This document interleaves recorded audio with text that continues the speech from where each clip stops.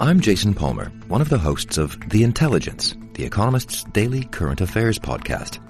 The Economist's award-winning shows make sense of what matters, from our special series on China's president to our weekly podcasts on business, technology, and American politics.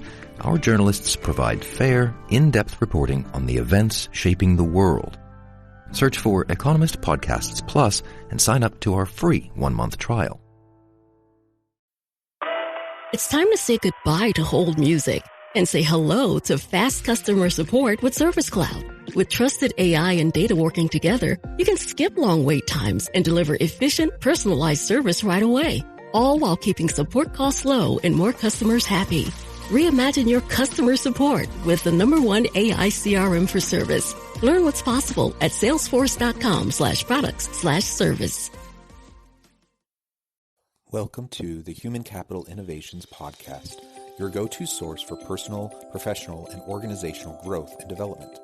We hope you tune in often for all things people management, organizational development and change, organizational leadership, and social impact related. Maximize your personal and organizational potential with Human Capital Innovations Podcast.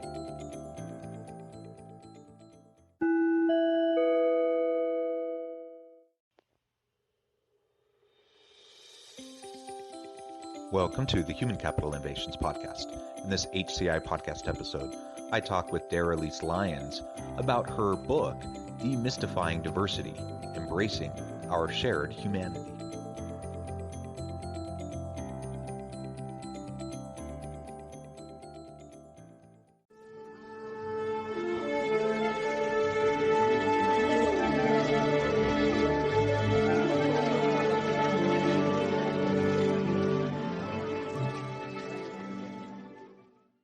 Daralyse Lyons, welcome to the Human Capital Innovations Podcast. Yeah, thank you so much for having me, John. It's great to be joining you and your listeners.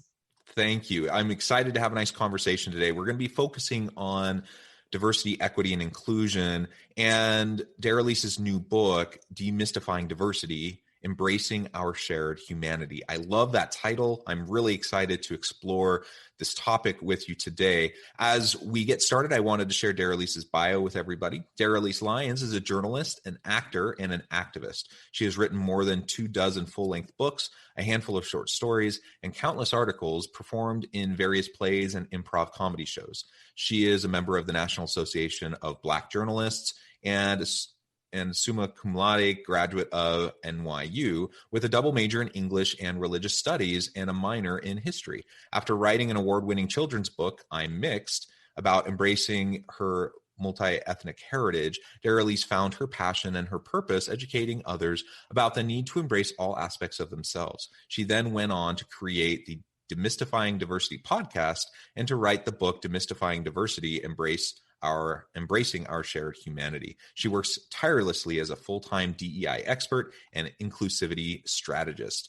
I love it. Everything about your background and your focus is fantastic and such important work. Thank you so much for joining me today. Anything else you would like to share by way of background or personal context before we dive on into the conversation? Yeah, thank you so much, John. I think my bio says quite a lot, so thank you for getting through all of that.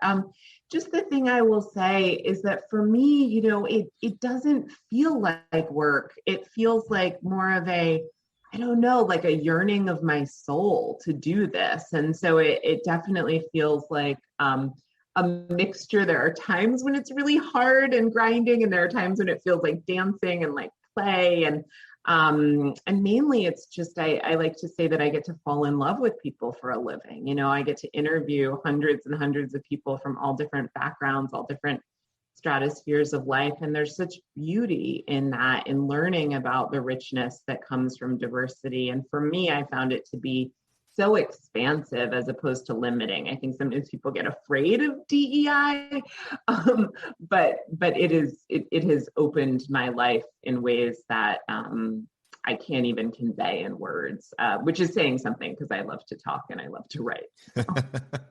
Well, that is wonderful. And how lucky to have found work that just so directly fits your passion. It sounds I often hear people talking about their work as a calling when they describe it the way you just did, where you just feel driven, purpose driven to make a difference in the world. And clearly the diversity, equity, and inclusion space is one of those spaces that is messy. It's challenging. People can be very uncomfortable, and you have well-intentioned, well-meaning people who just, are trying to figure out what to do and how to do it without hurting people in the process. And that's a really hard thing. And so this space is a challenging one. There's lots of tension.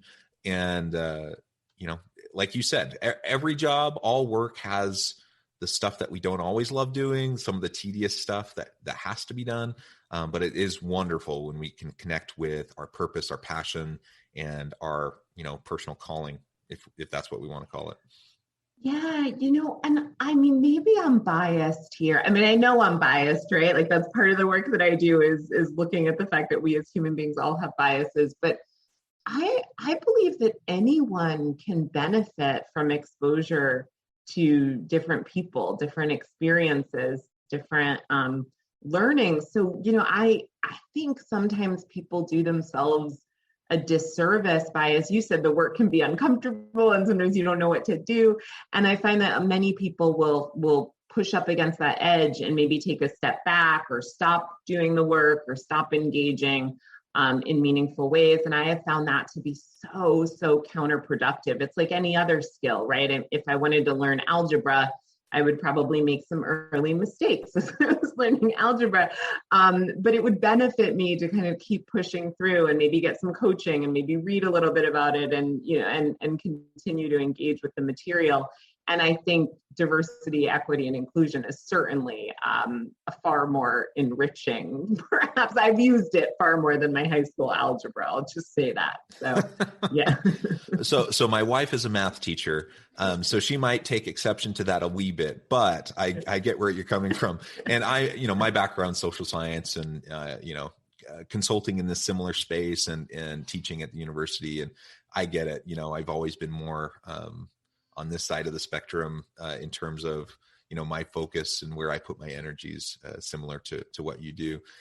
So tell me a little bit about how you found yourself in this space. Why did you end up focusing on DE&I? And how did you get into your podcast and writing your book? Yeah. So I'm 37 now, and I want to say that I was born into this work because I'm biracial. And so my mom is white and my dad is Black. And I was really lucky looking back to have been told that was that I could hold those simultaneous identities. I didn't ever feel like I had to choose one side or the other along this imaginary racial divide. I never felt like, I guess I always felt an appreciation for my Blackness and an appreciation for my whiteness, and looked at the rich cultural heritages that I was born into as a benefit. And so I navigated the world that way. And that led to a lot of conversations with people about race, kind of for my whole life. And then later I came out as bisexual, and that led to a lot of conversations about, just living in the spectrum between extremes. And so I feel like I had started to do that just as a passion, just because people were curious and they found me someone that they could talk to about things. And I also have an inquisitive spirit. So I feel like I was informally engaging in these topics for a long, long time. And then I wrote a children's book called I'm Mixed, which I wrote under the pseudonym Maggie Williams a couple of years ago. And that came out, and just the reception for that book was amazing and far beyond what I thought it would be, John. I kind of didn't even realize that as children who looked like me were growing up, being able to see themselves reflected in someone else's story and know that they could choose to be both, they could choose to be all of the fullness of their identity, was really freeing for them. And I got so many wonderful letters and was invited to do a lot of speaking around it. And then I realized, I want to I want to do more with this. And so I started interviewing people and doing work for other people's platforms around diversity, equity, and inclusion. And then my business partner, Anna Marie Jones, called me one day and she said, what do you think if we work on a diversity project together? And I said, yes, and then from there, the Demystifying Diversity podcast was born. And as I was doing all of the interviewing for that, as I was writing the podcast scripts, as I was doing, kind of churning material out, I realized that podcasts are wonderful. They're incredible. We're doing a podcast now, it's great. It's learning. And it tends to be a little more passive learning and more passive listening and taking information in. And so I wanted to write a book that would give people the ability to begin to apply some of those skills that we were talking about in the podcast, and to really have some action steps so that they could engage in meaningful ways and put the information into practice. And so that was the impetus behind writing Demystifying Diversity, Embracing Our Shared Humanity. Well, that's so great. And as you were describing that, your personal background is such that you just found yourself having these conversations naturally, right? As you said that, though, I recognize that not everyone would embrace having those conversations from your similar background, right? So you made an active choice to engage in those conversations, to kind of navigate that uncomfortable space, rather than, as many people do, they either stay in the closet or they choose an identity and hide another identity. There's lots of ways that people handle those types of situations, but you chose to embrace it. You chose to have those conversations with people, and to help people like me. I'm a middle-aged straight white dude who, I'm trying to do the best I can, but I'm sure I put my foot in my mouth often. And but I want to be an ally. I want to be supportive. I want to be helpful. I want to create an inclusive culture within the organizations I lead, and I want to be supportive of those around me. And so I need people to be able to have that kind of dialogue with. I need to be able to explore and understand and learn and grow. And when I mess up, I need to figure out why and how I can do better. And I think we all kind of find ourselves in that space. So I appreciate your willingness to engage in something that is challenging, and that ultimately, you were able to find your comfort level within, that kind of that messiness and that space. But it benefits so many people. Well, I appreciate you saying that. And I like that you talked about a culture of inclusivity, because my experience is that, there were a lot of factors that allowed me to be willing and able to engage in the way that I am, from my familial background and my upbringing of feeling loved and embraced by all sides of, the people around me, by having a lot of exposure to people of different racial and ethnic backgrounds and feeling just welcomed and wanted in all of those contexts. I was raised by a single mother until I was 11, and then she met and married my stepdad.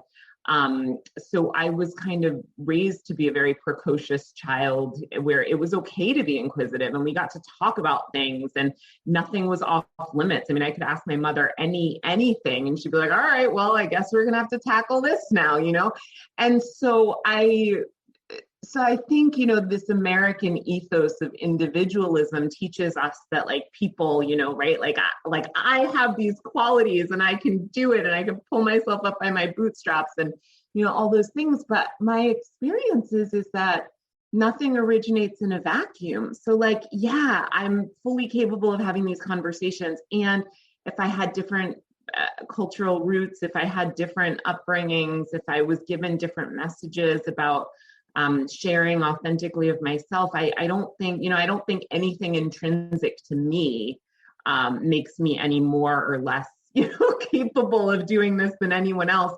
I think it's just a whole lot of practice and a lot of love and support, and an environment where whoever I was going to be okay. I just, and was going to be safe to talk about.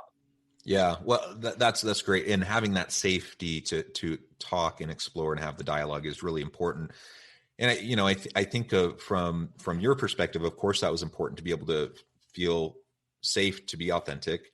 From the other side of the equation, like from someone like me who comes from a completely different background, being safe to be able to have a dialogue, where I'm not going to be called out as a bigot or a racist because I accidentally say something wrong, even though, I'm trying. I think that's important. And so that I can lean into the discomfort and the uncertainty and learn as I go. Right. And something you said that I think is really important too, is just recognizing we all come from different backgrounds. We're all enculturated differently. We have different norms and values in our upbringing, in our home life, our family life. All of that, kind of the aggregate of all of that makes us who we are, for better or worse. And so part of what I think is so important about the DE&I discussions that happen is that we don't give a pass to people being bigoted or racist, but we recognize that a lot of times, largely from no fault of their own, they were brought up in an environment with certain ideas that got kind of ingrained and embedded into their psyche that have to be undone, right? And so, creating a judgment-free zone where people can just learn about their biases, their prejudices, learn to recognize them, learn how to address them and how to mitigate them, and then have healthy dialogue. I mean, that's so vital. And if we can't do that bridge building work, then we'll just be more and more polarized, and we won't be able to help people learn and grow.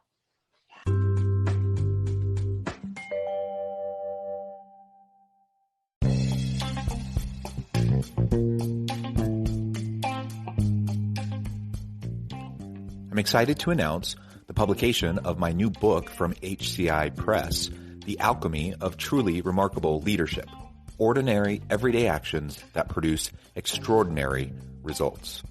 Consider how the nature of work has shifted over the past 50 years. With increased globalization, rapid technological advancement, and the shift in economic composition, the average job of today looks very different than the average job of 50 years ago. What will the jobs and organizations of tomorrow look like? Moreover, what does this all mean for organizational leaders? What are the core competencies and capabilities of organizations and their leadership that are prepared for continued disruption and geopolitical and socioeconomic shifts? Regardless of what the future holds, increasingly, leaders need to be socially minded, data-driven, decisive, champions of talent, and disruptors of the traditional notions of leadership, teams, organizations, and work. The Alchemy of Truly Remarkable Leadership will help you to explore your own leadership competencies and capabilities and consider ways to apply and implement them into your workplace and personal life.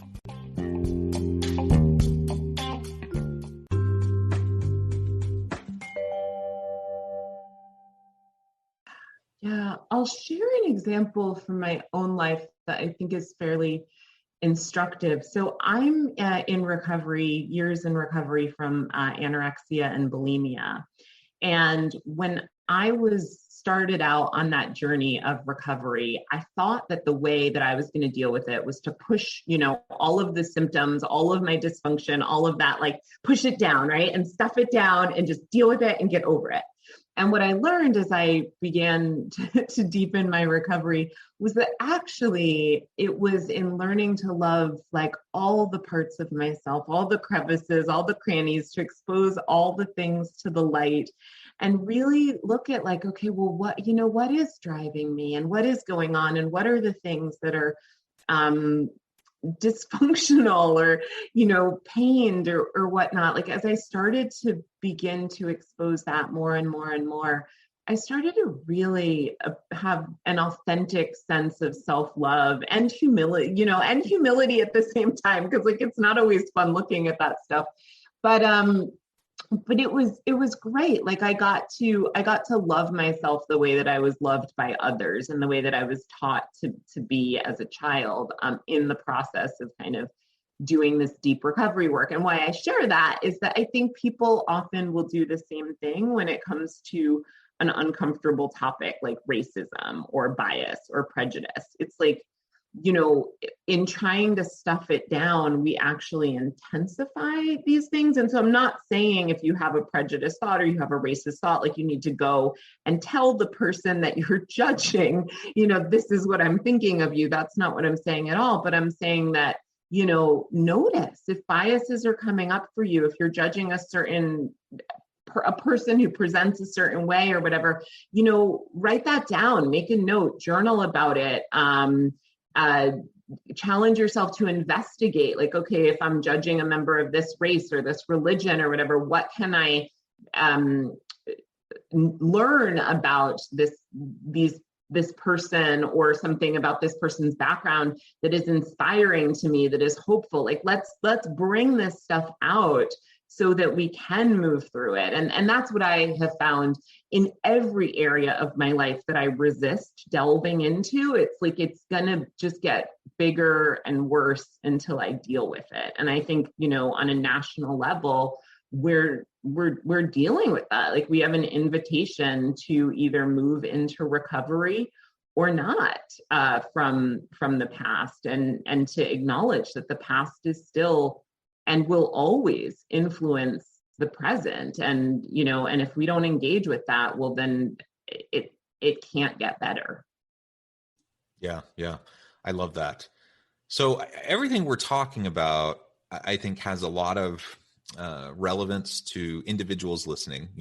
I need to do that inner work, that self-work to recognize my implicit biases, my prejudices. I need to learn from the lived experience of others who are different than me, so I can learn to appreciate their background, their story, their the challenges that they face, and develop some more compassion and empathy for them. So on an individual level, that's super important. But we do a lot of this work within organizations.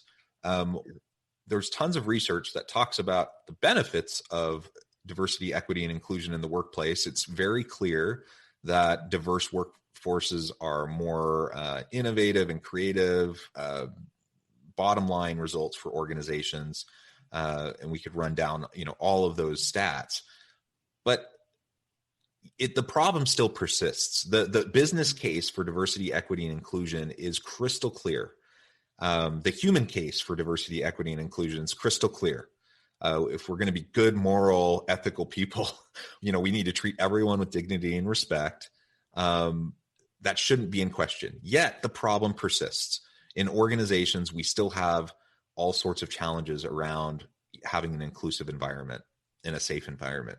So what are some of the things that you do with clients to try to help move the needle and actually get past having the dialogue, which is super important for that inner self work that we need to do, but start to shift and change the organizational culture, the policies, practices, procedures that systemically, continue the whatever the harm has been in the past?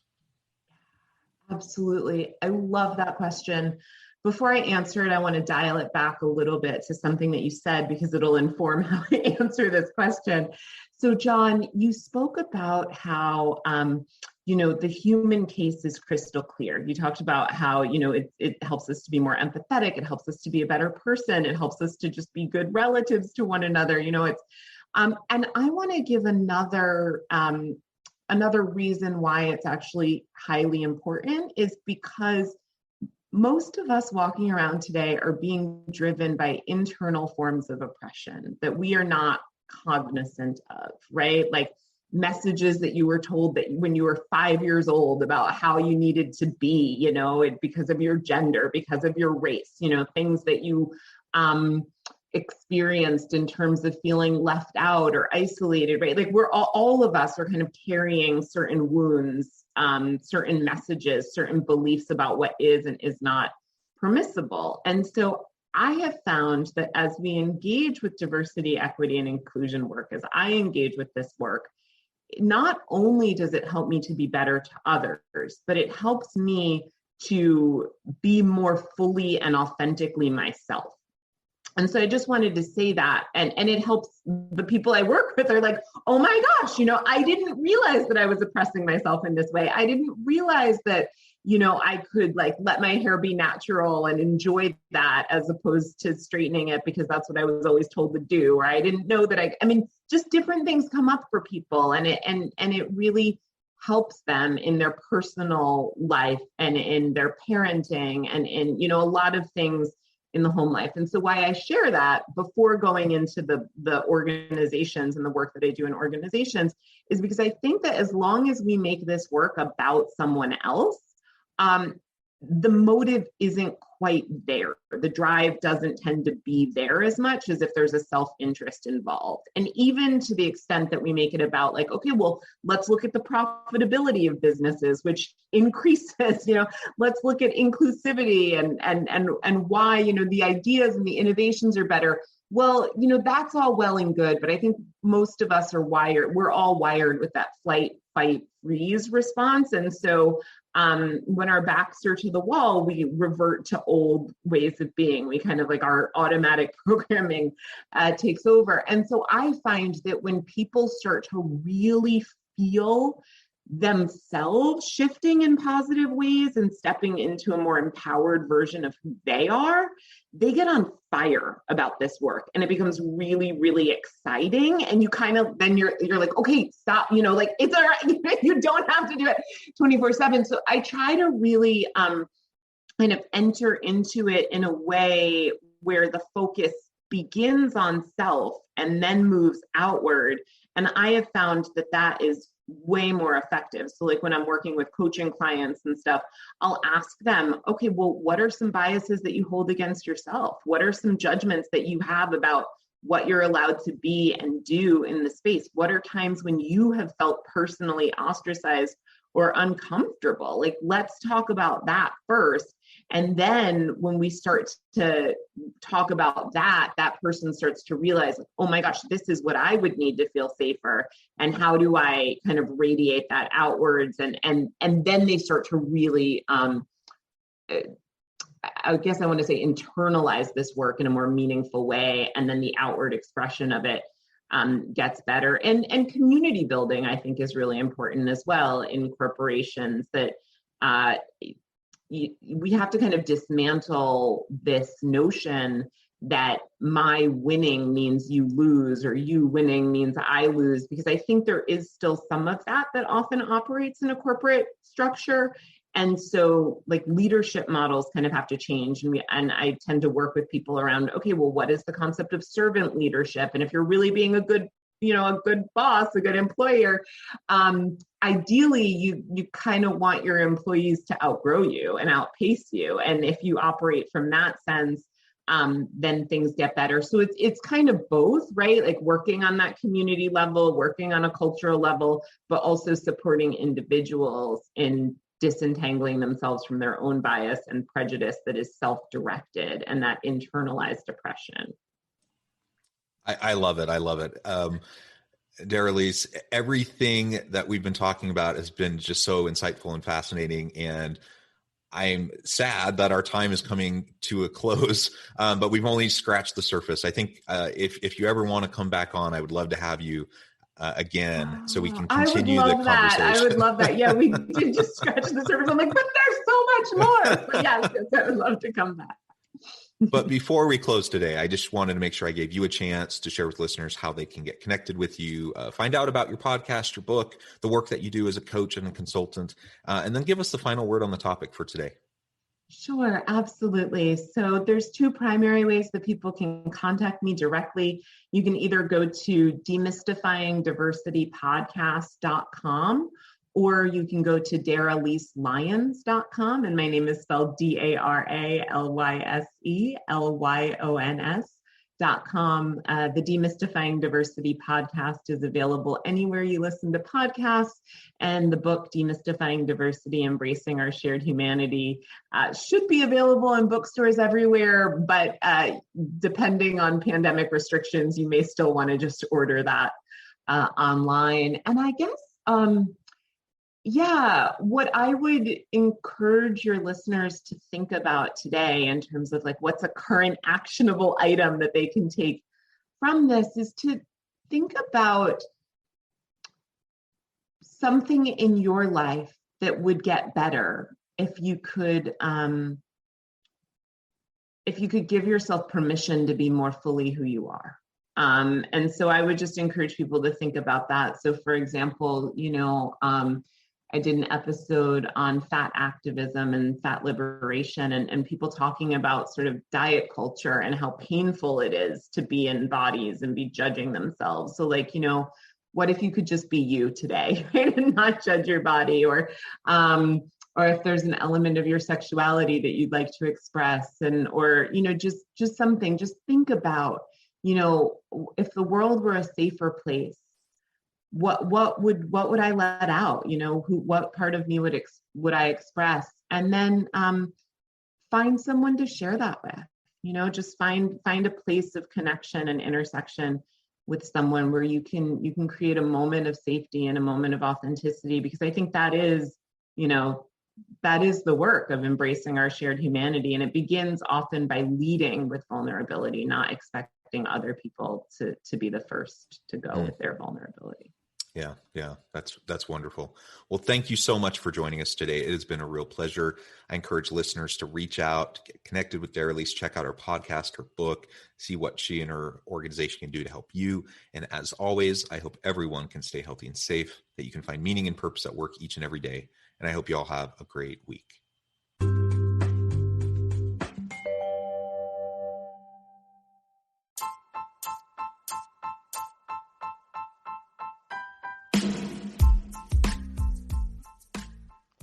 We are excited about the launch of HCI's new magazine, Human Capital Leadership. Human Capital Leadership is a free, interactive e-magazine designed to help individuals, leaders, and organizations find innovative approaches to maximize their human capital potential. We will be publishing issues quarterly in August, November, February, and May. Check out the first issue and let us know what you think.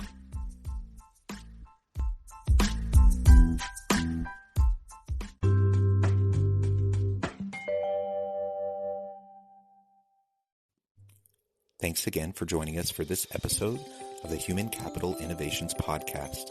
I hope you stay healthy and safe and that you have a great week.